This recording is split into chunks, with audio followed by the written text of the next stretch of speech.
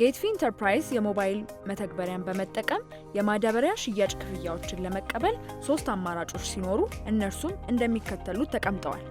አንደኛ፣ ገበሬው ክፍያውን የሚከፍለው የኢትዮጵያ ንግድ ባንክ ቅርንጫፍ በመሄድ ወይም የኢትዮጵያ ንግድ ባንክ ሞባይል ባንኪንግን ተጠቅሞ ከሆነ ጀነሬት ቢል የሚለው አማራጭ ውስጥ በመግባት የገበሬውን መለያ ቁጥር በማስገባት ቼክ እንለዋለን። ይህም ገበሬው ጌትፊ ኢንተርፕራይዝ ላይ የተመዘገበ መሆኑንና አለመሆኑን ያረጋግጥልናል። ገበሬው ጌትፊ ኢንተርፕራይዝ ላይ የተመዘገበ ከሆነ ከላይ እንደምናየው ስሙንና መለያ ቁጥሩን ያመጣልናል። በመቀጠል የማዳበሪያውን አይነት ከዝርዝሩ ውስጥ እንመርጣለን። ከዚያም የገንዘቡን መጠን፣ የማዳበሪያውን ብዛት እና የኮሚሽንና ትራንስፖርት ገንዘብ መጠን እናስገባለን።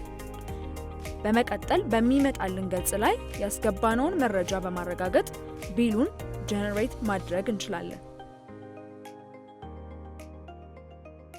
ወዲያውኑ ገበሬው በስልክ ቁጥሩ የመክፈያ ቢል ነምበር ይደርሰዋል።